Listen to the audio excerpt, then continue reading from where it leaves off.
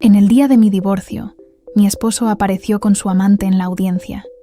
Pero cuando mi hija la vio, corrió hacia ella y dijo: «Mamá, viniste». Fue en ese momento que todo hizo sentido. Sentí que mi cuerpo se congelaba mientras veía a Lucía, mi hija de 6 años, abrazando a esa mujer. Antes de continuar, comenta dónde estás viendo y suscríbete al canal. No te pierdas el video de mañana, porque viene con una revelación que te dejará sin palabras. El pasillo del juzgado se convirtió en un túnel donde solo existíamos nosotras 3, mi pequeña, esa mujer y yo. Carlos, mi casi ex esposo, sonreía con una expresión que oscilaba entre la satisfacción y el nerviosismo. «¿Por qué te pusiste diferente, mamá?», preguntó Lucía mirando a la mujer. «Te queda bonito el pelo así». La mujer me miró directamente a los ojos mientras acariciaba el cabello de mi hija. No era una extraña cualquiera. La reconocí inmediatamente. Daniela Herrera, excompañera de trabajo de Carlos. La había visto un par de veces en eventos de la empresa, siempre observándome de una manera que me incomodaba, aunque nunca pude explicar por qué. «Cariño», logré decir con voz temblorosa. «Ella no es mamá, soy yo». Mi hija me miró confundida, sus pequeños ojos alternando entre mi rostro y el de Daniela, tratando de entender lo que sucedía. Pude ver el momento exacto en que la confusión se transformó en miedo. «Pero papá dijo», comenzó Lucía, y se detuvo, insegura. Mi abogada, Marcela, tomó mi brazo con firmeza, probablemente sintiendo que mis piernas estaban a punto de ceder. «Vamos a solicitar un receso inmediatamente», me susurró. Carlos se acercó, con esa expresión de falsa preocupación que había perfeccionado durante nuestros 6 años de matrimonio. «Lucía, ven aquí», dijo extendiendo su mano hacia nuestra hija. «Hay un malentendido». ¿Malentendido? Mi voz sonó irreconocible, incluso para mí misma. ¿Le has estado diciendo a nuestra hija que tu amante soy yo? Algunas personas en el pasillo se detuvieron, observando la escena. Carlos bajó la voz. «Elena, no hagas un escándalo. Podemos hablar de esto en privado». Daniela seguía de pie, con una sonrisa que parecía casi complacida con el caos que había desatado. No pude evitar notar que su cabello ahora era del mismo color que el mío, su ropa de un estilo similar, incluso su postura parecía una imitación de la mía. Fue como mirar una versión distorsionada de mí misma. «¿Cuánto tiempo?», le pregunté directamente a ella. «¿Cuánto tiempo llevas pretendiendo ser yo para mi hija?». Daniela no respondió, pero su expresión lo dijo todo. Esto no era un accidente o un malentendido. Era algo calculado, planeado. El juez Ramírez accedió a un receso de 1 hora. Carlos se llevó a Lucía, prometiendo aclararle la situación. Mi abogada me condujo a una sala privada donde finalmente me derrumbé. Las lágrimas que había contenido brotaron sin control, mientras imágenes de los últimos meses se reproducían en mi mente como una película de terror. Lucía preguntándome por qué ya no le cantaba esa canción especial antes de dormir. Yo nunca le había cantado ninguna canción especial. Mi hija mencionando parques y lugares que nunca habíamos visitado juntas. Los dibujos donde la figura de la madre tenía el pelo largo y oscuro, cuando yo siempre lo había llevado corto. Las veces que me preguntó por qué no usaba mi perfume de siempre, un perfume que jamás había sido mío. Todo encajaba en un rompecabezas macabro que me revolvía el estómago. Carlos ha estado llevando a Lucía con esta mujer y haciéndole creer que es una versión diferente de mí. Dije finalmente, las palabras quemándome la garganta.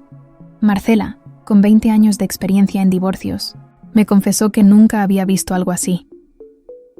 Esto va más allá de la alienación parental, Elena. Es manipulación psicológica de un nivel. Se detuvo, buscando la palabra adecuada. Criminal. Cuando regresamos a la sala, el ambiente había cambiado. El juez Ramírez, un hombre usualmente estoico, Miraba a Carlos y Daniela con una expresión que oscilaba entre la incredulidad y el disgusto. Mi pequeña Lucía estaba ahora sentada junto a la asistente social del juzgado, su carita reflejando una confusión que ninguna niña de 6 años debería experimentar.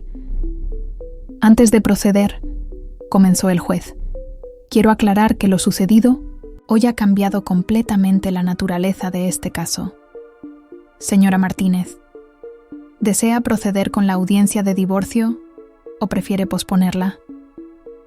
Miré a Carlos, al hombre con quien había compartido una vida, el padre de mi hija, ahora un extraño, calculador sentado junto a una mujer que había intentado usurpar mi identidad. Quiero proceder, respondí con una firmeza que no sabía que poseía. Pero también quiero solicitar la custodia total de mi hija y una investigación sobre lo que han estado haciendo. El resto de la audiencia transcurrió como una pesadilla, surrealista. Carlos intentó explicar que solo había querido facilitar la transición para Lucía, presentando a Daniela como una versión alternativa de mí, para que nuestra hija no se sintiera abandonada cuando él formara una nueva familia.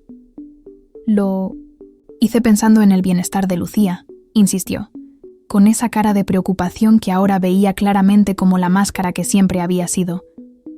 El juez no parecía convencido. Señor Mendoza, lo que describe es potencialmente un caso de abuso psicológico hacia su hija. Después de lo que pareció una eternidad, el juez concedió el divorcio y me otorgó la custodia temporal completa de Lucía, con visitas supervisadas para Carlos hasta que se realizara una evaluación psicológica completa de todos los involucrados, incluyendo a nuestra hija. Cuando salimos del juzgado, llevando a Lucía de la mano, sentí una mezcla de alivio y terror. ¿Qué daño habían causado ya en la mente de mi pequeña? ¿Cómo podría explicarle lo que había sucedido de una manera que no la traumatizara aún más? ¿Estás enojada, mami?, preguntó Lucía mientras subíamos al auto. No contigo, mi amor, le aseguré ajustando su cinturón de seguridad. Nunca contigo. Pero papá dijo que a veces tú te veías diferente y eras diferente, pero seguías siendo mi mamá. Explicó con esa lógica infantil que ahora me destrozaba el corazón. Dijo que era un secreto especial entre nosotros. Respiré profundo, luchando contra una nueva oleada de lágrimas. Cariño, siempre he sido solo yo. La señora que viste hoy no soy yo, es otra persona. Papá se equivocó al decirte eso.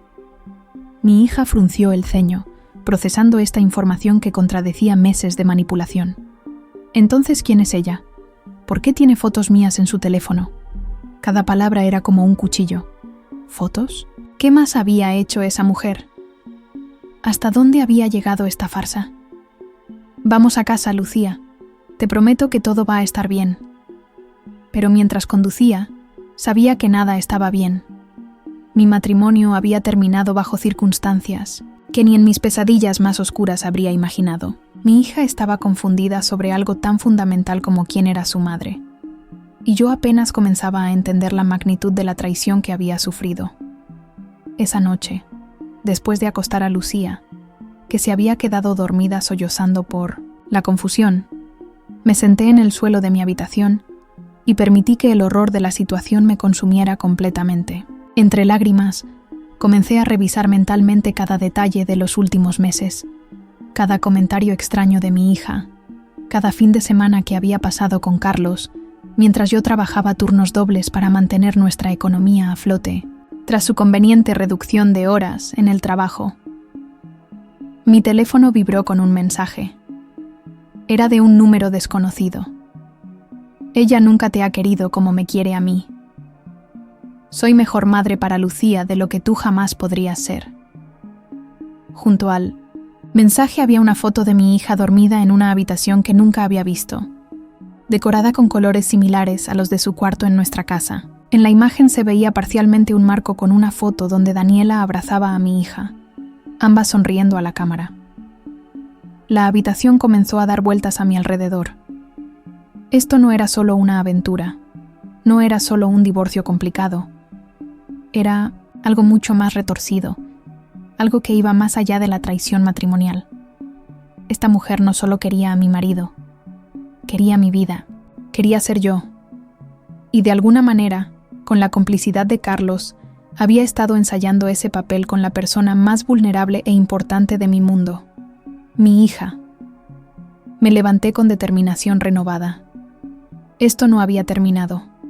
De hecho, la verdadera batalla apenas comenzaba, y estaba dispuesta a luchar con uñas y dientes por mi hija y por la verdad, porque ahora, finalmente, todo hacía sentido. Y el rompecabezas que estaba comenzando a armar era mucho más oscuro y perturbador de lo que jamás habría imaginado. Los siguientes días fueron una pesadilla. Lucía se despertaba llorando, preguntando repetidamente por qué había 2 mamás y cuál era la verdadera. Cada pregunta me destrozaba, pero intentaba mantener la calma mientras consultaba con el psicólogo infantil que el juzgado había asignado.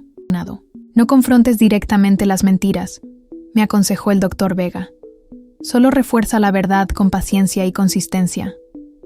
Su mente está confundida, pero los niños son resilientes. Mientras tanto, no podía dejar de investigar qué tan profunda era esta manipulación. La foto que Daniela me había enviado me atormentaba. ¿Dónde estaba ese lugar? ¿Cuántas veces había estado mi hija allí? Mi primer paso fue llamar a Sofía, la madre de una compañera de Lucía en el colegio. Teníamos una relación cordial, y sabía que Carlos había recogido a Lucía varias veces cuando coincidía con su horario de visitas. ¿Has notado algo extraño cuando Carlos recogía a Lucía?, le pregunté, intentando sonar casual. Hubo un silencio incómodo al otro lado de la línea. Elena, pensé que lo sabías. Carlos nunca venía solo. Siempre estaba con una mujer que... Bueno, asumí que era familiar tuya porque se parecía a ti. Se presentó como la tía Daniela, pero Lucía a veces la llamaba mamá. Mi estómago dio un vuelco. ¿La escuela también? Inmediatamente contacté con la maestra de Lucía, la señorita Robles. Siento no habértelo mencionado antes. Se disculpó, claramente incómoda. La mujer tenía autorización firmada por el padre para recoger a Lucía. Presentó documentación, como pareja de Carlos. Lucía parecía conocerla bien y se iba feliz con ella. Cada nueva revelación era como un puñal. No solo habían confundido a mi hija, sino que habían creado toda una red de mentiras a mi alrededor. Me preguntaba cuántas personas más habían visto a esta mujer pretendiendo ser parte de la vida de mi hija, mientras yo permanecía completamente ignorante. Esa noche, mientras Lucía dormía, revisé su mochila escolar y encontré un dibujo que me dejó sin aliento. Una familia de 4 personas. Estaba etiquetado con su letra infantil. Papá, mamá bonita, junto a una figura con el pelo largo. Mamá trabajadora, junto a una figura que claramente era yo. Y ella misma en 1900, el medio. La realidad de cómo habían manipulado la mente de mi hija me golpeó con toda su fuerza. Decidí revisar el iPad que usaba Lucía para sus juegos educativos. Carlos me lo había devuelto el día anterior, mencionando casualmente que necesitaba limpieza. Ahora entendía por qué. Pero no había borrado todo. En la galería encontré fotos que no había visto antes. Lucía en un parque de diversiones con Carlos y Daniela. Los 3 en lo que parecía ser la celebración del Día de la Madre en el colegio. Lucía soplando velas en una fiesta que nunca existió en mi memoria. En cada imagen, Daniela llevaba un estilo similar al mío, pero con el cabello largo como yo lo usaba años atrás. En algunas fotos, incluso usaba ropa que reconocí como similar a prendas de mi propio armario. Logré acceder a los mensajes de texto de Carlos y lo que encontré fue devastador. Conversaciones de meses atrás donde planeaban meticulosamente esta farsa. Carlos. Hoy funcionó perfectamente. Lucía no hizo preguntas cuando le dije que mamá se veía diferente. Daniela. ¿Ves? Te dije que los niños aceptan lo que les dices. Pronto me verá como su única madre verdadera. Carlos. Elena nunca sospecha nada. Está demasiado ocupada con su trabajo. Apenas presta atención. Esas palabras me atravesaron como flechas envenenadas.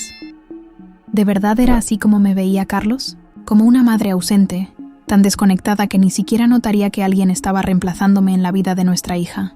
La verdad era que después de que Carlos perdiera horas en su trabajo como contador en la misma empresa donde Daniela trabajaba en recursos humanos, yo había tomado turnos extras como enfermera para compensar. Mientras yo luchaba por mantener a flote nuestra economía familiar, ellos usaban ese tiempo para ejecutar su plan retorcido. El descubrimiento más perturbador llegó al día siguiente. Decidí seguir una corazonada y conduje hasta el edificio de apartamentos donde Carlos había mencionado que se mudaría tras el divorcio. Pregunté al portero y confirmó que efectivamente Carlos vivía allí. Desde hacía 4 meses, mucho antes de nuestra separación oficial. ¿Y la señora Mendoza?, pregunté refiriéndome por su apellido. Ah, sí, ella y la niña vienen casi todos los fines de semana, respondió sonriendo. Forman una familia encantadora. Le mostré mi identificación. El hombre palideció al ver mi nombre. Yo soy Elena Martínez, la verdadera esposa del señor Mendoza y madre de Lucía. El portero me miró confundido. Pero la señora que viene con ellos, ¿podría describírmela? Su descripción confirmó mis sospechas. Daniela había estado interpretando el papel de esposa y madre mucho antes de que yo siquiera supiera de su existencia. Con ayuda de Marcela, mi abogada, conseguí una orden para inspeccionar el apartamento cuando Carlos no estuviera. Lo que encontramos dentro superó mis peores pesadillas. Una de las habitaciones estaba decorada exactamente como el cuarto de Lucía en nuestra casa. Los mismos colores, muebles similares, incluso tenía los mismos peluches. Pero lo más perturbador era el dormitorio principal. En el armario encontramos ropa que imitaba mi estilo, pero en tallas más pequeñas para ajustarse a Daniela. Había fotos familiares donde claramente habían editado mi rostro, reemplazándolo por el de ella. En el baño, frascos de mi misma marca de perfume y maquillaje. Esto va más allá de una simple aventura, murmuró Marcela, visiblemente impactada. Esta mujer ha estado obsesionada con reemplazarte. En la mesa de noche había un cuaderno. Lo abrí y descubrí que era un diario de Daniela. Las primeras páginas databan de 3 años atrás, cuando ella y Carlos habían comenzado a trabajar juntos. Lo vi hoy con su familia en el centro comercial. Su esposa no lo merece, no sabe valorarlo. Yo podría ser mucho mejor para él y para su hija. Las entradas se volvían más inquietantes con el paso del tiempo. Carlos dice que su matrimonio está muerto. Elena solo se preocupa por su trabajo. La niña prácticamente se está criando, sola. Ellos merecen algo mejor. Merecen una familia de verdad. Me merecen a mí. Y luego, el plan comenzó a tomar forma. Carlos tuvo una idea brillante. Dice que podemos acostumbrar a Lucía gradualmente a mí. Primero como una amiga, luego como una versión de su madre. Los niños son impresionables, dice. Con el tiempo, no notará la diferencia. La náusea me invadió al leer cómo habían planificado metódicamente usurpar mi lugar en la vida de mi propia hija. Todo había sido calculado. Desde teñirme el pelo para parecerse más a mí, hasta memorizar detalles de mi vida para poder responder preguntas de Lucía. Las últimas entradas eran aún más perturbadoras. Pronto será oficial. El divorcio está en marcha. Carlos dice que pedirá la custodia compartida, pero sé que podemos lograr más. Si demostramos que Lucía está más apegada a mí, que se siente más segura conmigo, cualquier juez verá que yo soy la mejor opción, maternal. Elena ha sido tan negligente. Apenas conoce a su propia hija. Cerré el diario, temblando de rabia y miedo. Esto no era solo una batalla por mi matrimonio, era una lucha por mi identidad, por mi relación con mi hija, por nuestras vidas. En el camino de regreso a casa, mi teléfono sonó. Era un número que no reconocí. ¿Elena Martínez?, preguntó una voz femenina. Sí. ¿Quién habla? Mi nombre es Verónica Santos. Fui la esposa de Roberto Guerra, el exmarido de Daniela Herrera. Creo que deberíamos hablar. Hay cosas sobre Daniela que necesitas saber. Mi corazón se aceleró. Había otras personas que conocían la verdadera naturaleza de Daniela. Había hecho esto antes. Te escucho, dije apretando el volante con fuerza. No por teléfono, respondió Verónica. Podemos vernos mañana. Lo que tengo que contarte. Necesitarás estar sentada. Acordamos encontrarnos en una cafetería al día siguiente. Cuando llegué a casa, encontré a Lucía dibujando en silencio, cuidada por mi madre que había venido a ayudarme durante esta crisis. Me senté junto a mi hija y miré su dibujo. Era nuestra casa, y solo estábamos ella y yo. Es nuestra familia real, dijo Lucía sin levantar la vista. La verdadera. Sentí lágrimas de alivio formándose en mis ojos. A pesar de toda la confusión, a pesar de toda la manipulación, algo en el corazón de mi hija reconocía la verdad. Era una pequeña victoria, un rayo de esperanza en medio de esta pesadilla. Pero sabía que la batalla apenas comenzaba. Carlos y Daniela habían tejido una red de mentiras tan elaborada que desentrañarla no sería fácil. Y algo me decía que lo que Verónica tenía que contarme solo confirmaría mis peores temores sobre la mujer que había intentado robar mi identidad y a mi hija. La cafetería donde me encontré con Verónica estaba casi vacía a media mañana. La reconocí de inmediato. Una mujer de unos 40 años, cabello corto y ojos cansados que reflejaban una historia de dolor similar a la mía. Gracias por venir, dijo mientras nos sentábamos.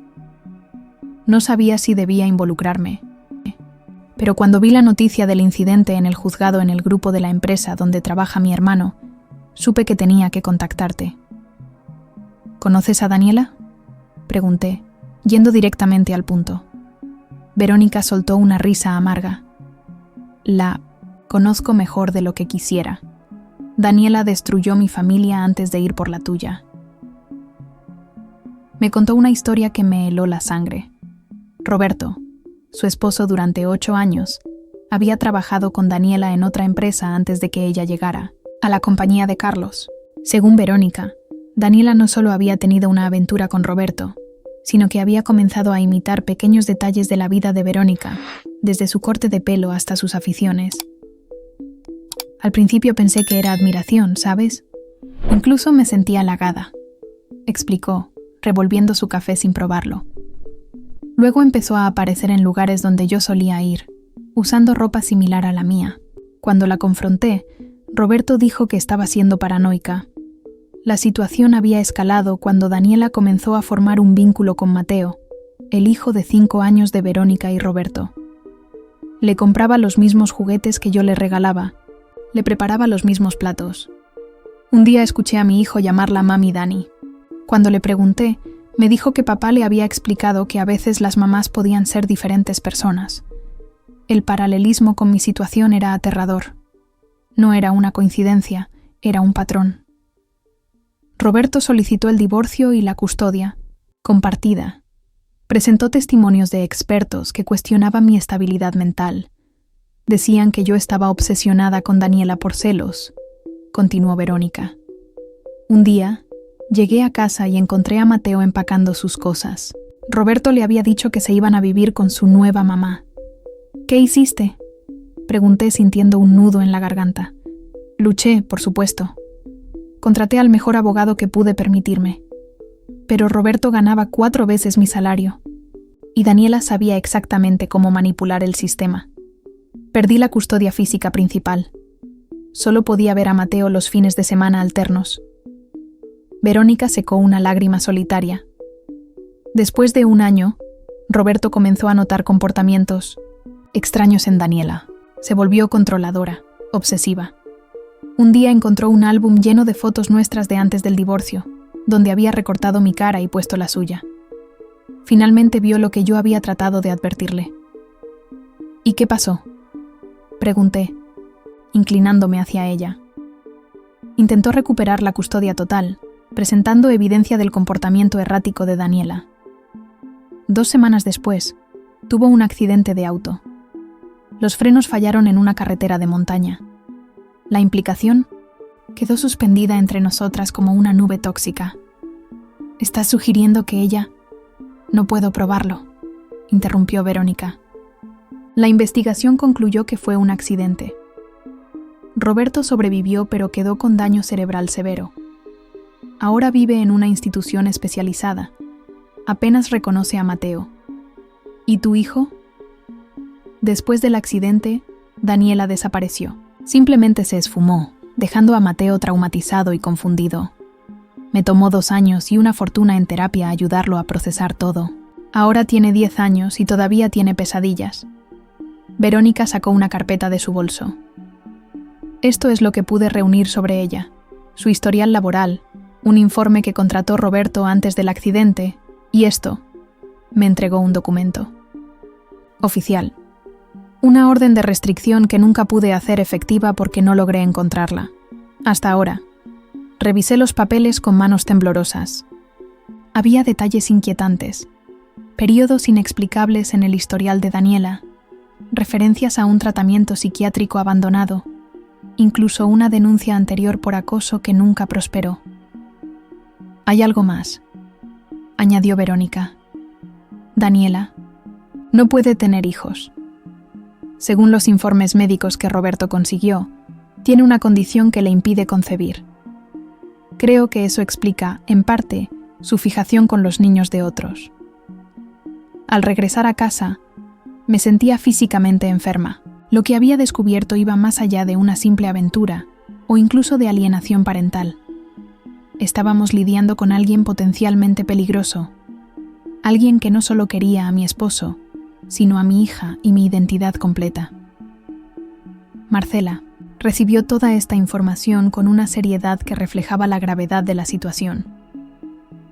Esto cambia nuestra estrategia, dijo después de revisar los documentos. Necesitamos solicitar inmediatamente una orden de restricción contra Daniela y modificar las condiciones de las visitas supervisadas de Carlos. ¿Y si intentan huir con Lucía?, pregunté, verbalizando mi peor temor. Alertaremos a la policía y a control fronterizo. Nadie va a llevarse a tu hija. Esa tarde, mientras ayudaba a Lucía con sus tareas, recibí una llamada de la señorita Robles, su maestra. Elena, ha sucedido algo que creo que deberías saber. Su voz sonaba tensa. Daniela vino a la escuela hoy. Intentó recoger a Lucía diciendo que era su madrastra y que tenía autorización.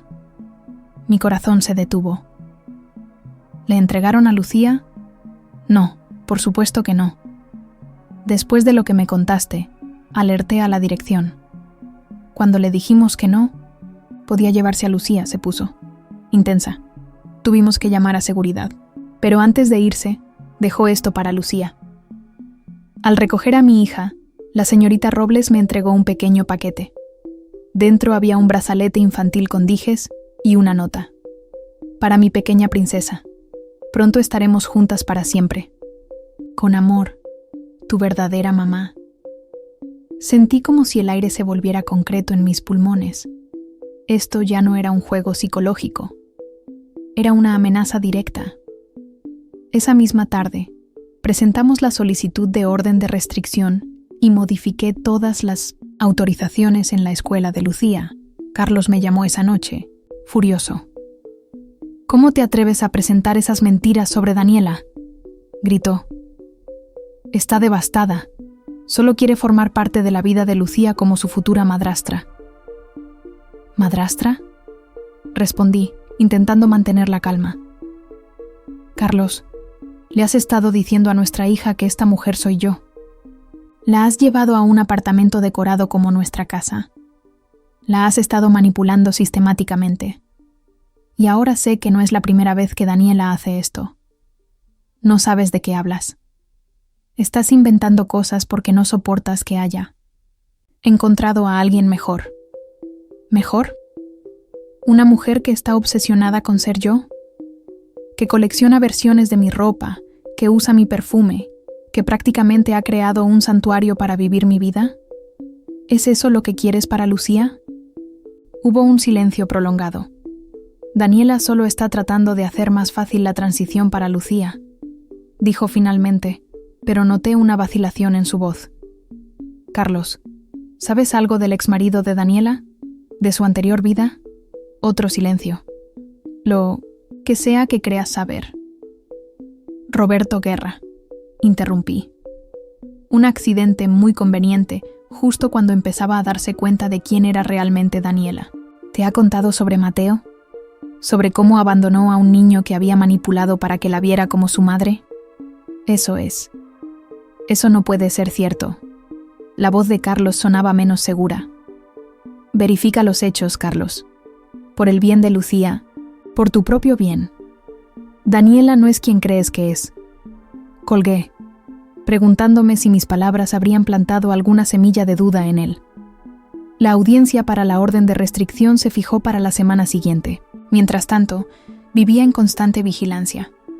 Instalé cámaras de seguridad en casa, cambié todas las cerraduras y contraté a un servicio privado para llevar y traer a Lucía de la escuela. A pesar de estas precauciones, sentía la presencia de Daniela como una sombra constante. Una noche encontré un ramo de flores en el porche, lirios, mis favoritos, con una nota. Pronto entenderás que esto es lo mejor para todos. Otra mañana, descubrí que alguien había estado en nuestro jardín durante la noche. Nada había sido robado, pero las cámaras de seguridad mostraban una figura con capucha observando la casa durante horas. El doctor Vega, el psicólogo infantil, confirmó mis peores temores después de varias sesiones con Lucía. Su hija está experimentando una confusión severa de identidad maternal, explicó. La han manipulado sistemáticamente para dudar de la constancia de su figura materna. En términos simples, le han hecho creer que mamá puede ser diferentes personas en diferentes contextos. ¿Se recuperará?, pregunté, conteniendo las lágrimas. Con tiempo y terapia consistente, sí. Los niños son sorprendentemente resilientes. Pero necesitamos cortar toda exposición a esta dinámica tóxica. Inmediatamente. 2 días antes de la audiencia para la orden de restricción, recibí una llamada inesperada. Era Jorge, el hermano menor de Carlos. Elena, necesito verte. Su voz sonaba tensa. Es sobre Carlos y esa mujer. Hay cosas que debes saber. Nos encontramos en un parque cercano a mi trabajo. Jorge lucía nervioso, mirando constantemente a su alrededor. Carlos me mataría si supiera que estoy hablando contigo, comenzó. Pero esto ha ido demasiado lejos. Estoy preocupado por Lucía y por Carlos. Me contó que había visitado a su hermano el fin de semana anterior y se había alarmado por lo que vio. El apartamento estaba lleno de fotos familiares donde claramente habían editado mi rostro, reemplazándolo con el de Daniela. Carlos parecía tenso, casi temeroso cuando Daniela estaba cerca. La forma en que lo controla es como si tuviera miedo de contradecirla, explicó Jorge, y la mujer está obsesionada con ser tú. Tiene tu mismo corte de cabello ahora. Habla usando frases que te he escuchado decir. Es perturbador.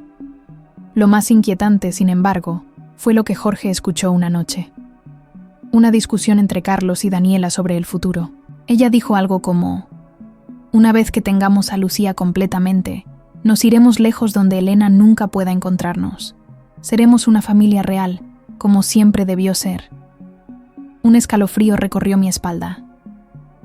¿Crees que planean llevarse a Lucía? Jorge asintió gravemente. Elena, vi papeles. Daniela ha estado investigando trabajos en el extranjero, y hay pasaportes nuevos en su escritorio, incluyendo uno pequeño que solo puede ser para Lucía. Tengo que alertar a la policía, dije levantándome. Haré algo mejor, respondió Jorge. Testificaré en tu audiencia. Carlos necesita ayuda. Creo que está atrapado en algo que no sabe cómo manejar, y tengo miedo por él. Y por Lucía. Cuando llegué a casa esa noche, encontré a mi madre en estado de pánico. Lucía había recibido un regalo en la escuela, un teléfono infantil.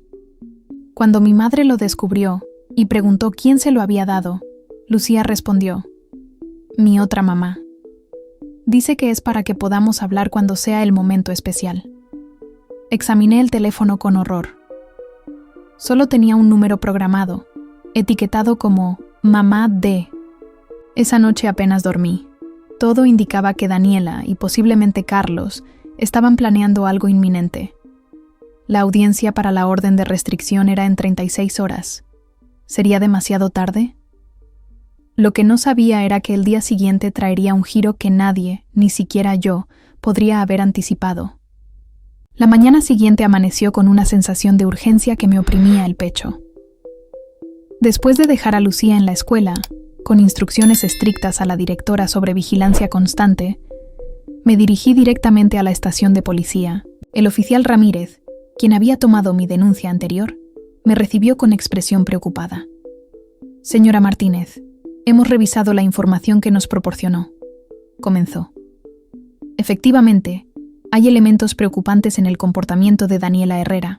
Sin embargo, siempre hay un sin embargo cuando se trata del sistema legal. Sin embargos, no tenemos pruebas concretas de un plan de secuestro», continuó. «Lo del teléfono es inquietante, pero no constituye evidencia suficiente para una acción inmediata. La audiencia para la orden de restricción es mañana. Mi consejo es que no deje a su hija sola ni un momento hasta entonces». Salí de la estación sintiendo una mezcla de frustración e impotencia. El sistema que debería protegernos estaba atado por tecnicismos y procedimientos que no contemplaban la complejidad de nuestra situación. Mi teléfono sonó. Era un mensaje de un número desconocido. «Elena, soy Carlos. Estoy usando el teléfono de un compañero de trabajo. Necesito verte urgentemente. A solas. Es sobre Daniela. He descubierto cosas. No es quien pensaba.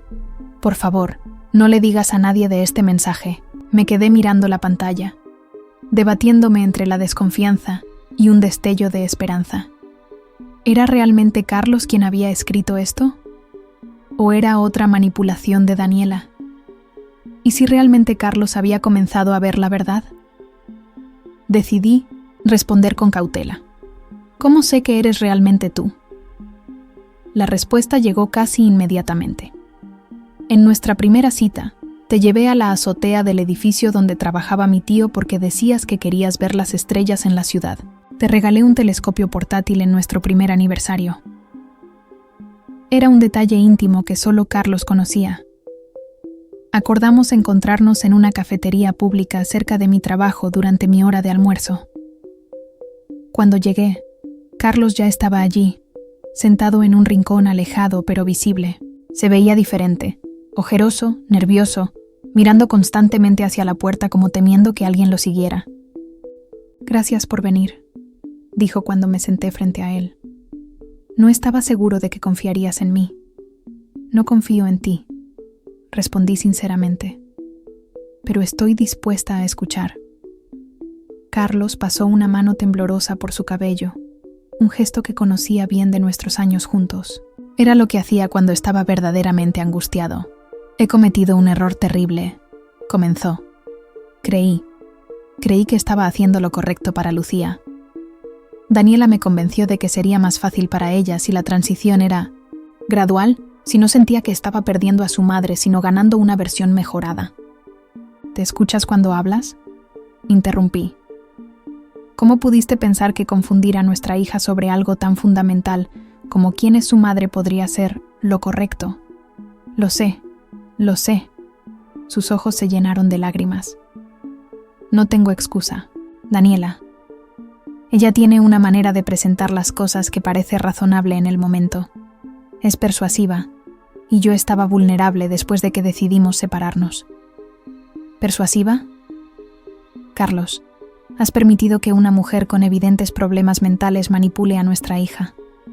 «No lo entendía hasta ayer», continuó Carlos bajando la voz. «Encontré algo en su computadora. Estaba buscando un archivo de trabajo y me topé con una carpeta oculta». Carlos sacó su teléfono y me mostró fotos que había tomado de la pantalla. Eran docenas de imágenes mías, saliendo del trabajo, en el supermercado, recogiendo a Lucía de la escuela. Fotos claramente tomadas sin mi conocimiento durante meses, quizás años. «Hay más», dijo, deslizando el dedo por la pantalla. «Encontré estos documentos», Eran formularios parcialmente completados para un cambio legal de nombre. Daniela Herrera planeaba cambiar su nombre a Elena Martínez. También había búsquedas en su historial, continuó Carlos, cada vez más pálido. ¿Cómo obtener la custodia de un hijo no biológico? Países sin tratados de extradición con España. Medicamentos que pueden alterar la memoria en niños. Un escalofrío recorrió mi espalda. Carlos, esto es grave. Tenemos que ir a la policía inmediatamente. Ya lo hice, respondió, sorprendiéndome. Esta mañana, antes de contactarte. Pero dijeron lo mismo que seguramente te dijeron a ti. Sin evidencia concreta de un plan de secuestro, solo pueden aumentar la vigilancia. ¿Daniela sabe que descubriste esto? Carlos negó con la cabeza. Intenté actuar normal, pero no sé si lo logré. Ha estado diferente estos días. Más intensa, más controladora. Anoche me preguntó si había hablado contigo recientemente. Cuando dije que no, me miró de una manera que nunca había visto antes, como si supiera que estaba mintiendo. Mencionó que tiene planes especiales para este fin de semana con Lucía. La audiencia para la orden de restricción es mañana. Dije, ¿crees que intentará algo antes? No lo sé, pero tengo miedo, Elena, admitió Carlos. Miedo por Lucía y también por mí. Fue entonces cuando Carlos me mostró algo más. Moretones en su muñeca. Me agarró así cuando cuestioné por qué había intentado recoger a Lucía de la escuela sin avisarme. Su fuerza no es normal. Por primera vez desde el día en el juzgado, sentí una punzada de compasión por Carlos. No excusaba lo que había hecho, pero comenzaba a comprender que él también podía ser una víctima de la manipulación de Daniela. ¿Qué más sabes sobre ella?, pregunté. ¿Te ha hablado de su exmarido? ¿De su vida antes de conocerte? Casi nada, respondió. Siempre evade preguntas sobre su pasado. Dice que tuvo una infancia difícil y que prefiere enfocarse en el futuro. Menciona a veces que creció en hogares de acogida, que nunca tuvo una familia real. ¿Y nunca verificaste nada de esto? Carlos bajó la mirada, avergonzado. Cuando la conocí, estaba en un momento difícil. Nuestra relación se había deteriorado y Daniela parecía entenderme perfectamente. Ofrecía soluciones a problemas que ni siquiera había expresado en voz alta. Te estaba estudiando, Carlos. Probablemente me estudiaba a mí también. Salimos de la cafetería con un plan. Carlos testificaría en la audiencia del día siguiente, proporcionando evidencia de los planes perturbadores de Daniela. Mientras tanto, reforzaríamos la seguridad alrededor de Lucía. Carlos cancelaría los misteriosos planes especiales que Daniela había mencionado, alegando que Lucía estaba enferma. Cuando regresé al trabajo, encontré a Marcela esperándome en la recepción. ¿Por qué no me dijiste que ibas a reunirte con Carlos?, preguntó, claramente preocupada. ¿Cómo supiste? Daniela llamó a mi oficina, explicó Marcela. Dijo que sabía que Carlos y tú estaban conspirando para desacreditarla. Sonaba extremadamente alterada. Mi sangre se heló.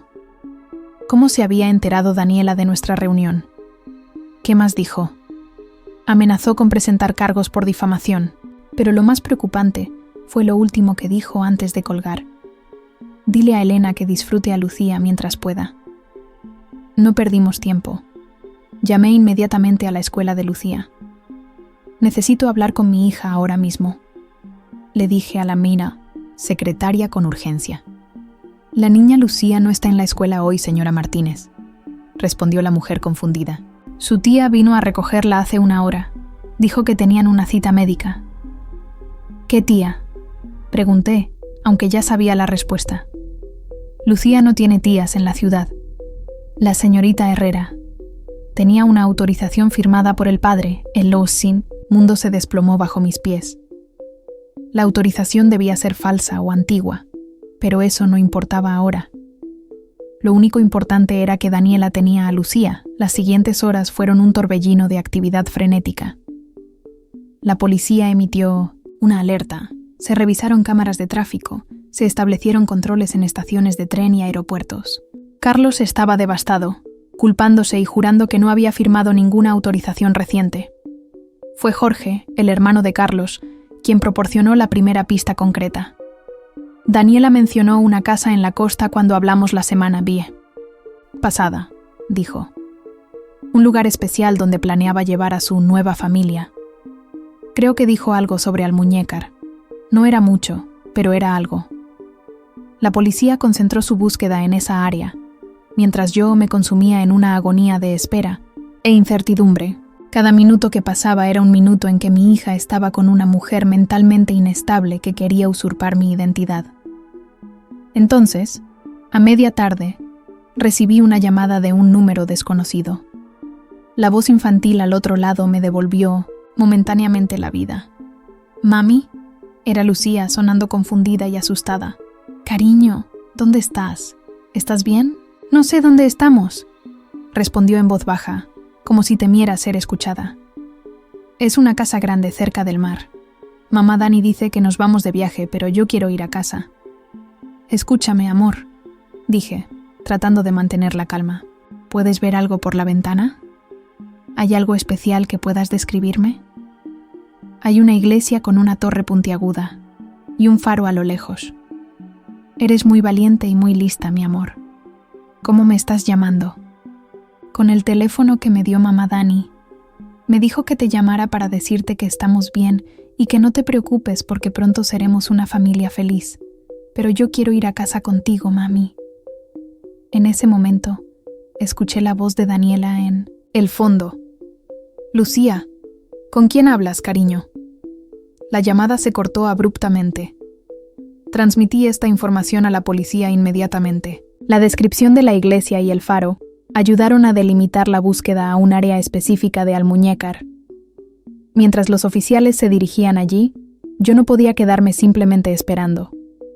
Contra todos los consejos, decidí ir también. Carlos insistió en acompañarme. «Esto es mi culpa», dijo mientras conducía a toda velocidad por la autopista.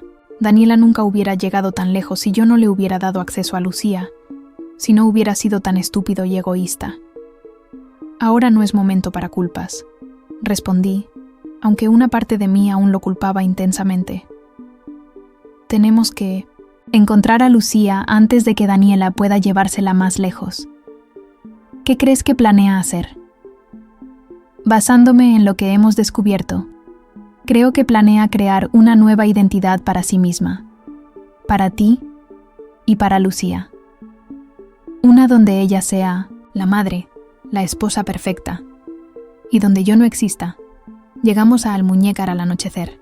La policía ya había identificado algunas propiedades que coincidían con la descripción de Lucía y estaban organizando equipos para registrarlas sistemáticamente.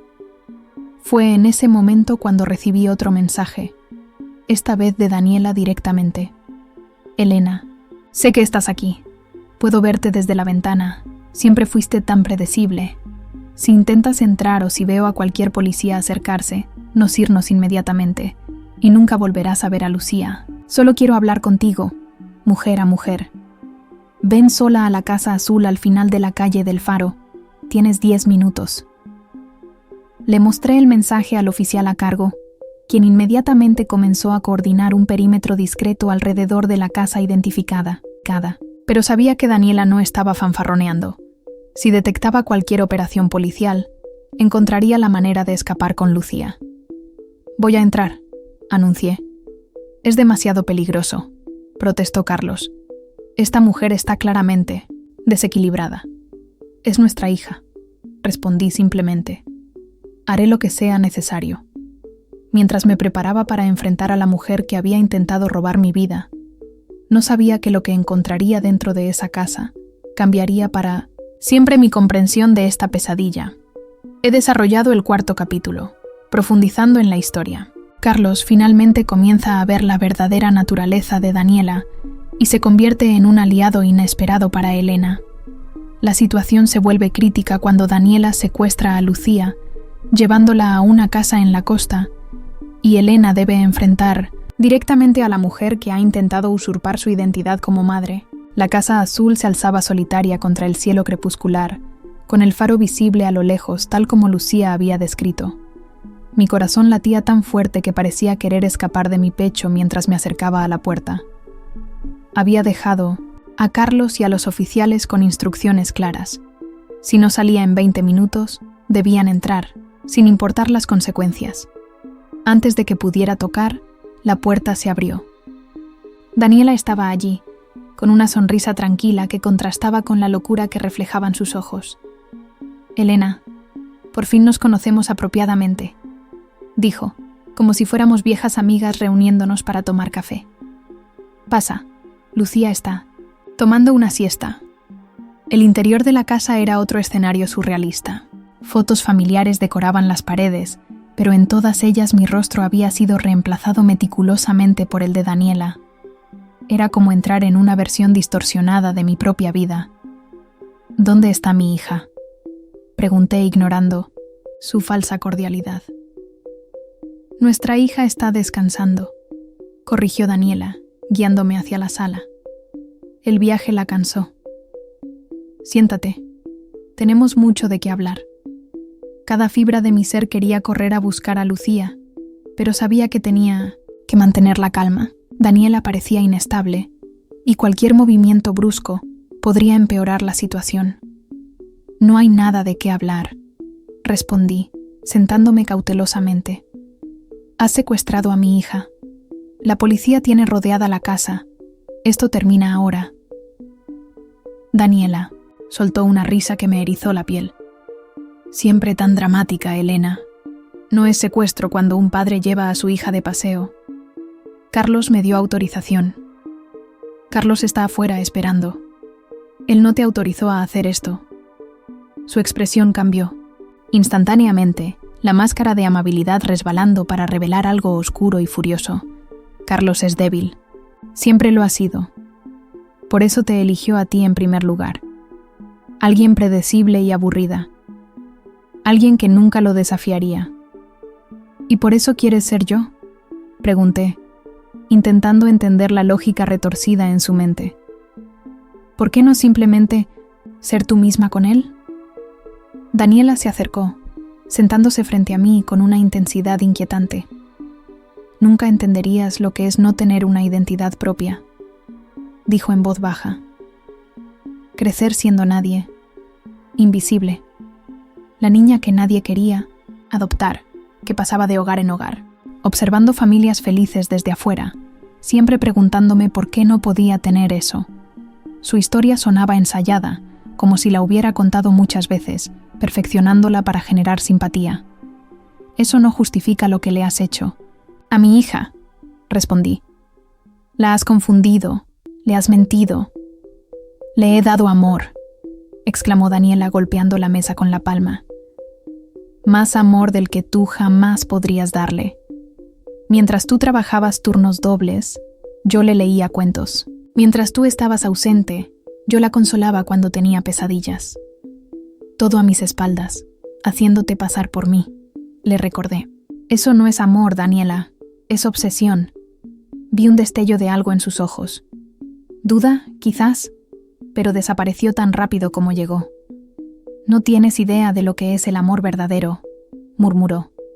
Mateo lo entendía, hasta que Roberto lo envenenó contra mí. «Mateo», repetí, viendo una oportunidad. «El hijo de Roberto y Verónica. ¿Le hiciste lo mismo que a Lucía?». La mención de esos nombres la sacudió visiblemente. «Verónica», escupió el nombre como si fuera veneno. «Ella nunca mereció a Mateo. Era una madre terrible, siempre trabajando, dejándolo con niñeras. Yo le di estructura, atención. Igual que Roberto nunca mereció el accidente que tú orquestaste», aventuré, observando su reacción. Daniela se tensó. Sus ojos se endurecieron. «Los accidentes pasan», dijo con una frialdad que me heló la sangre. «A veces la gente interfiere con la felicidad de otros, y el universo corrige el problema». En ese momento, escuché un sonido que me devolvió a la realidad.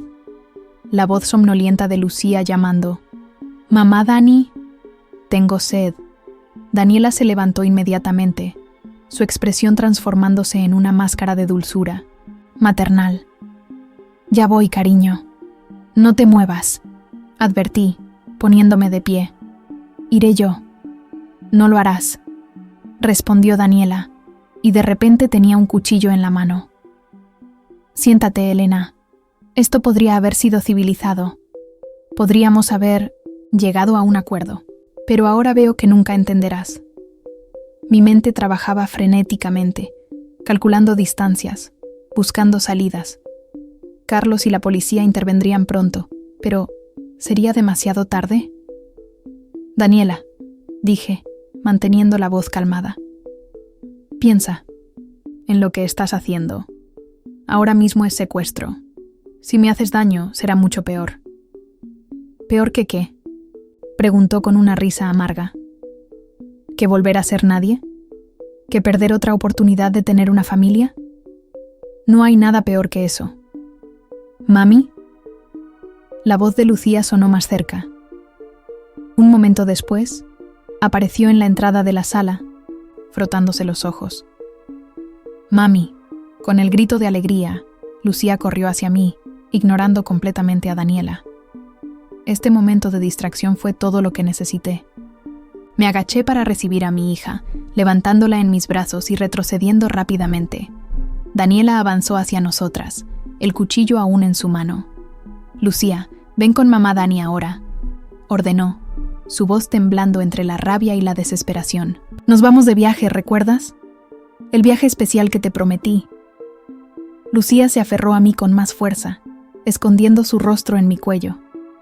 «Quiero ir a casa con mi mamá», sollozó. Vi algo romperse en los ojos de Daniela. La última hilacha, de control, desapareció, reemplazada por una furia primitiva. «¡Eres mía!», gritó abalanzándose hacia nosotras. «Yo soy tu verdadera madre». En ese preciso instante, la puerta se abrió de golpe. Carlos y 2 oficiales entraron precipitadamente. Daniela se giró hacia ellos, el cuchillo en alto. «¡Atrás!», gritó. «Nadie va a quitarme a mi familia». «Daniela», la voz de Carlos era suave, razonable. «Se acabó. Mira a Lucía. Está aterrorizada. Esto no es lo que queremos para ella». «Tú me prometiste», acusó Daniela, lágrimas comenzando a correr por sus mejillas. «Dijiste que seríamos una familia, que Lucía sería nuestra hija». «Cometí un error», admitió Carlos, dando un paso cauto hacia ella. «Te dejé manipularme, nos lastimé a todos en el proceso. Pero esto tiene que terminar ahora». El tiempo pareció detenerse mientras Daniela nos miraba a todos. A mí sosteniendo a Lucía, a Carlos intentando razonar con ella, a los oficiales con las manos en sus armas, listos para intervenir. «Nunca fue real, ¿verdad?», preguntó finalmente, su voz pequeña, casi infantil.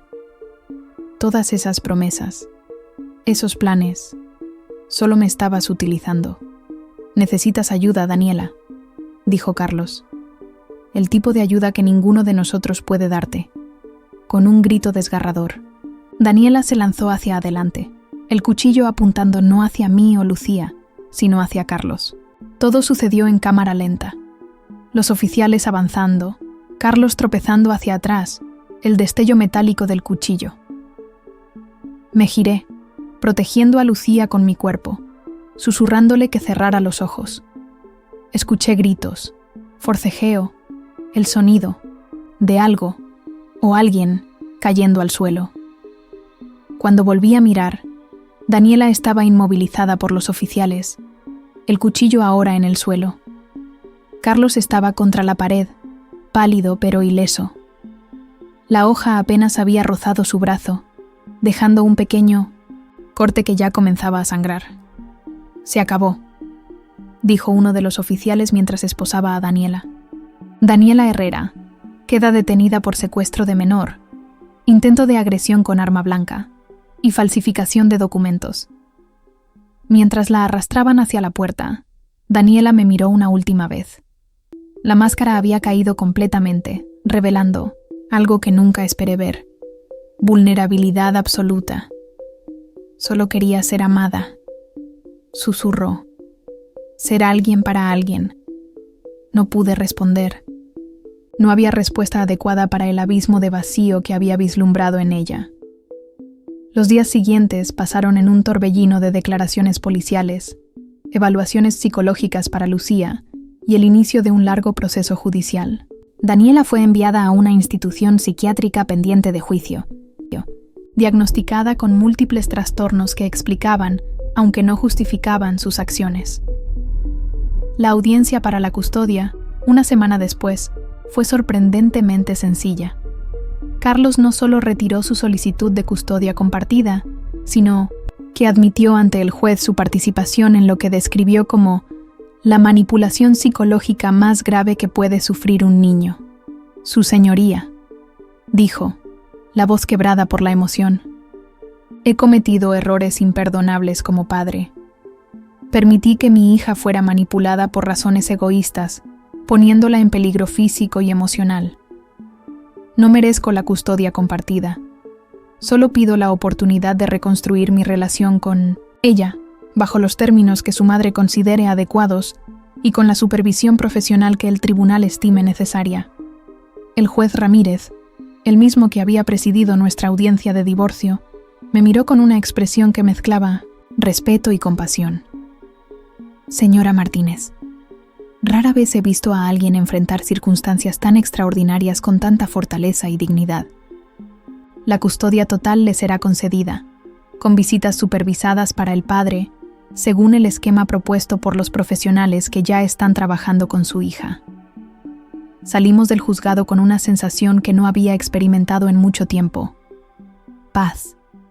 Lucía, que había permanecido sorprendentemente resiliente a través de todo el proceso, sostenía mi mano con firmeza. ¿Ahora todo vuelve a ser normal, mami?, preguntó mientras caminábamos hacia el auto. Normal, pero diferente, respondí, honestamente. A veces las familias cambian de forma, pero el amor sigue siendo el mismo.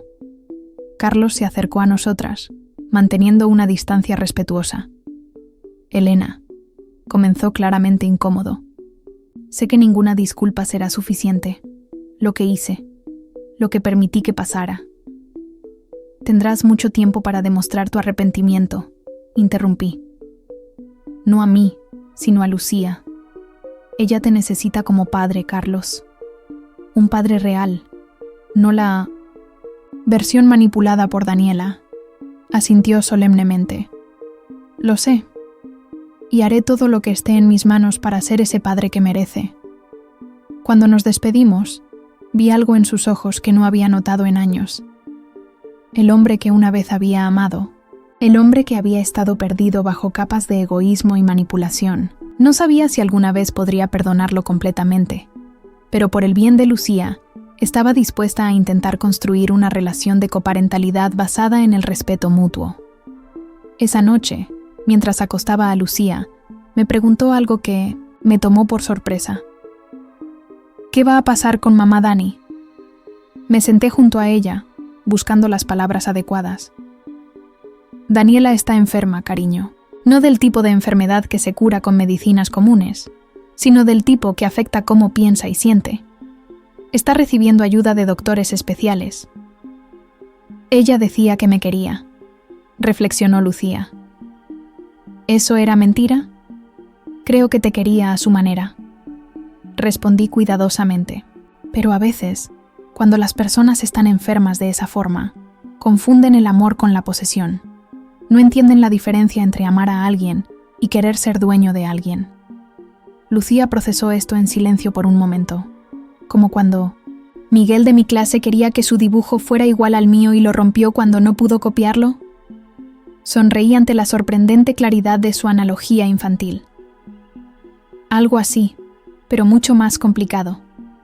Lo importante es que estamos a salvo ahora, y que papá y yo, aunque ya no estemos juntos, siempre seremos tus padres. Nadie puede cambiar eso. ¿Y nadie más va a pretender ser tú?, preguntó, un destello de ansiedad cruzando sus ojos. Nadie, prometí firmemente. Soy única e irreemplazable, justo como tú. Mientras veía a mi hija caer en un sueño tranquilo, reflexioné sobre el extraordinario camino que habíamos recorrido. En pocos meses, había enfrentado la disolución de mi matrimonio, descubierto una traición inimaginable, luchado contra alguien que literalmente quería robar mi identidad y casi perdido a mi hija. Pero también había descubierto una fortaleza en mí que no sabía que poseía. Había formado alianzas inesperadas, incluso con quienes me habían herido. Y, lo más importante, había protegido el vínculo sagrado entre mi hija y yo contra una de las amenazas más extrañas y perturbadoras que una madre podría enfrentar. La verdad había prevalecido. No de la manera limpia y ordenada que muestran las películas, sino de la forma complicada y desordenada en que suele suceder en la vida real. Con cicatrices, con preguntas sin responder, pero también con la posibilidad de sanar y seguir adelante. Y mientras escuchaba la respiración suave y regular de Lucía, supe que eso era exactamente lo que haríamos. Sanar. Avanzar. Construir algo nuevo a partir de los fragmentos de lo que se había roto, porque algunas identidades no pueden ser robadas, algunos vínculos no pueden ser falsificados. Y el amor verdadero, el amor de una madre, es uno de ellos. He desarrollado el 5º capítulo, llevando la historia a su clímax y resolución. Elena se enfrenta directamente a Daniela, descubriendo sus motivaciones más profundas mientras intenta rescatar a su hija. La situación culmina en un enfrentamiento tenso, donde Carlos también juega un papel crucial, reconociendo sus errores y ayudando a poner fin a la manipulación de Daniela. El capítulo concluye con Elena obteniendo la custodia total de Lucía y comenzando el proceso de sanación familiar. 2 años han pasado desde aquel día en la casa azul de Almuñécar. A veces, cuando cierro los ojos por la noche, todavía puedo ver la mirada de Daniela, ese abismo de vacío y desesperación que me persigue en sueños ocasionales. Pero esos momentos son cada vez más escasos, opacados por la luz que ahora llena nuestras vidas. Lucía acaba de cumplir 8 años. La celebramos con una fiesta en el jardín, llena de risas y colores.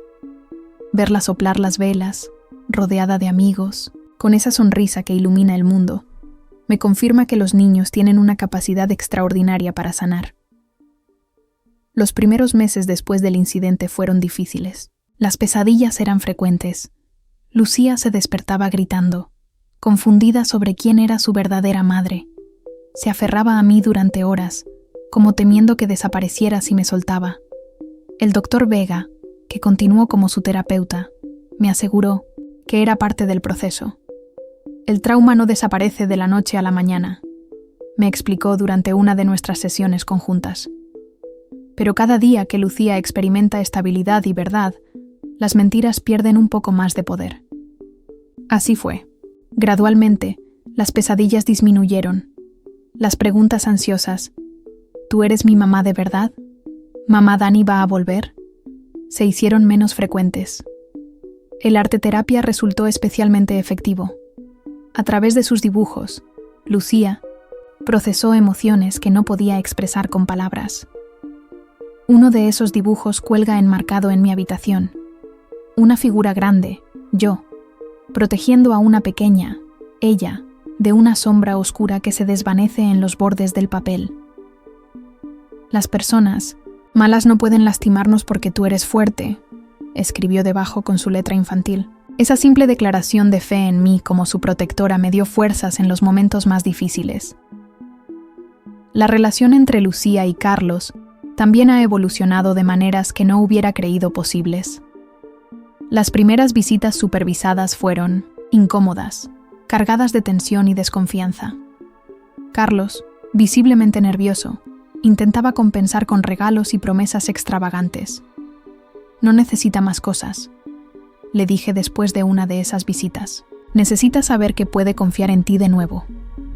Para su crédito, Carlos escuchó. Comenzó terapia individual, además de nuestras sesiones conjuntas de coparentalidad. Lentamente, con paciencia y consistencia, reconstruyó su relación con Lucía sobre bases más honestas. Hace 6 meses, el tribunal levantó la supervisión obligatoria para sus visitas. Fue un momento agridulce para mí. Un reconocimiento del progreso que habíamos logrado como familia dividida pero funcional, y también un acto de fe en que Carlos había cambiado genuinamente. No desperdiciaré esta oportunidad, Elena, me prometió ese día. Nunca volveré a poner mis necesidades por encima de las de Lucía. Hasta ahora ha cumplido su palabra. Participa activamente en la educación de Lucía, asiste a sus eventos escolares y mantiene una comunicación abierta y respetuosa conmigo sobre todas las decisiones importantes. No es el matrimonio que una vez imaginé, pero es una colaboración que funciona para el bienestar de nuestra hija. En cuanto a Daniela, su historia tomó un rumbo que no anticipé. Después de una evaluación psiquiátrica exhaustiva, fue diagnosticada con trastorno límite de personalidad severo, trastorno de identidad disociativo y una forma particular de erotomonía obsesiva. El juicio determinó que no era completamente responsable de sus acciones debido a su estado mental y fue internada en una institución psiquiátrica de alta seguridad. 6 meses después del incidente, recibí una carta suya. Mi primer instinto fue quemarla sin leerla, pero algo, curiosidad, compasión o quizás la necesidad de cerrar completamente ese capítulo, me llevó a abrirla. Elena, comenzaba con una caligrafía perfectamente controlada. No espero tu perdón, ni lo merezco. Solo quiero que sepas que finalmente estoy recibiendo la ayuda que debí buscar hace mucho tiempo. Los médicos dicen que pasé toda mi vida buscando identidades para llenar un vacío que comenzó en mi infancia. Pero eso no justifica el daño que causé a tu familia, a ti, y especialmente a Lucía. Lo siento, no por haberme atrapado, sino por el daño que causé. Espero que algún día Lucía pueda sanar completamente. No intentaré contactarte de nuevo. La carta estaba firmada simplemente DH, como si incluso escribir su nombre completo fuera doloroso. La mostré a mi terapeuta, con quien había comenzado a trabajar para procesar mi propio trauma. Me ayudó a entender que no necesitaba perdonar a Daniela para seguir adelante, pero que la compasión, incluso hacia alguien que me había lastimado profundamente, podía ser parte de mi propio proceso de sanación. Verónica y yo mantuvimos contacto. Compartir una experiencia tan inusual creó un vínculo extraño pero fuerte entre nosotras. Su hijo Mateo, ahora un preadolescente, se ha convertido en una especie de primo mayor para Lucía. Ambos niños comparten un entendimiento único sobre la confusión de identidad materna que experimentaron, y en sus propias palabras infantiles, a veces hablan sobre la señora que pretendía ser mamá. La vida profesional también cambió para mí. Después de todo lo ocurrido, sentí la necesidad de canalizar mi experiencia en algo significativo. Reduje mis horas como enfermera y con la ayuda de Marcela, quien se convirtió en una amiga cercana, fundé un grupo de apoyo para familias afectadas por alienación parental y manipulación psicológica infantil. Lo que comenzó como un pequeño grupo en el centro comunitario local creció hasta convertirse en una organización reconocida. Identidades intactas. Ahora trabaja con profesionales de salud mental, abogados y el sistema judicial para crear conciencia sobre estos casos complejos que caen en las grietas de nuestro sistema legal. El año pasado, me invitaron a dar una charla en un congreso de psicología infantil. Mientras compartía nuestra historia, con los nombres cambiados y detalles modificados para proteger la privacidad de Lucía, vi lágrimas en los ojos de muchos asistentes. Un profesional se acercó después para decirme que nunca había considerado realmente el impacto traumático de la confusión de identidad materna en los niños pequeños. Su experiencia cambiará la forma en que abordo casos similares, me aseguró. Ha convertido algo horrible en una herramienta para ayudar a otros. No fue una decisión consciente transformar nuestro trauma en propósito, simplemente sucedió. Como tantas madres antes que yo, descubrí que cuando proteges a tu hijo, a menudo terminas protegiendo a muchos más. Hace 3 meses, ocurrió algo inesperado. Estaba dando una de mis charlas habituales en un centro de apoyo familiar, cuando noté a un hombre sentado en la última fila. Algo en su postura me resultó familiar. Cuando terminé y la gente comenzó a dispersarse, se acercó tímidamente. «Hola, Elena», dijo Jorge, el hermano de Carlos. «Espero no incomodarte apareciendo así». Jorge había sido un aliado crucial durante la crisis con Daniela, pero después de que todo se resolvió, habíamos perdido contacto. Verlo de nuevo trajo una mezcla de recuerdos, algunos dolorosos, pero, sorprendentemente, la mayoría reconfortantes. Para nada, respondí sinceramente. Me alegra verte. Tomamos un café y me contó que había comenzado a estudiar trabajo social, inspirado en parte por nuestra experiencia. Cuando vi lo que mi hermano permitió que pasara y cómo luchaste para proteger a Lucía, algo cambió en mí, explicó. Me hizo cuestionar qué tipo de persona quería ser. Lo que comenzó como un café casual se convirtió en una amistad inesperada. Jorge era diferente de Carlos en tantos aspectos: reflexivo, empático, genuinamente interesado en el bienestar de los demás. Con el tiempo, esa amistad evolucionó en algo más profundo. Al principio dudé. La idea de involucrarme con el hermano de mi exmarido parecía complicada, potencialmente problemática para Lucía. Pero mi hija, con su sabiduría infantil, lo vio de manera diferente. El tío Jorge te hace sonreír, mami, observó después de una tarde en que él nos había ayudado a plantar un pequeño huerto en nuestro patio. Y no es como papá, él escucha de verdad. Carlos, sorprendentemente, también nos dio su bendición cuando finalmente le contamos sobre nuestra relación. Si alguien merece ser feliz, eres tú, Elena, dijo, con una sinceridad que no hubiera creído posible años atrás. Y Jorge siempre fue el mejor de nosotros. No sé cómo se desarrollará esta relación, o si Jorge será parte permanente de nuestras vidas. Estamos tomando las cosas con calma, priorizando siempre la estabilidad emocional de Lucía. Pero hay algo profundamente sanador en construir una conexión basada en la honestidad, el respeto mutuo y los valores compartidos. Esta mañana encontré a Lucía sentada en el jardín, dibujando concentradamente. Me acerqué silenciosamente, curiosa por ver su creación. Era un retrato familiar. Ella en el centro, yo a un lado, Carlos al otro, y Jorge ligeramente apartado pero conectado por lo que parecía ser un puente de colores brillantes. Es nuestra familia, explicó cuando notó mi presencia. Es diferente, pero está bien así. ¿Y ese puente?, pregunté, señalando las líneas coloridas que conectaban a Jorge con el resto de nosotros. Es porque todavía estamos construyendo, respondió con naturalidad, como el huerto que plantamos. El tío Jorge dice que algunas cosas necesitan tiempo para crecer fuertes. En ese momento, mientras el sol de la mañana iluminaba el rostro sereno de mi hija, sentí una profunda gratitud por el camino recorrido. No ha sido fácil. Ha habido días oscuros, momentos de duda, cicatrices que probablemente nunca desaparecerán completamente, pero hemos sobrevivido.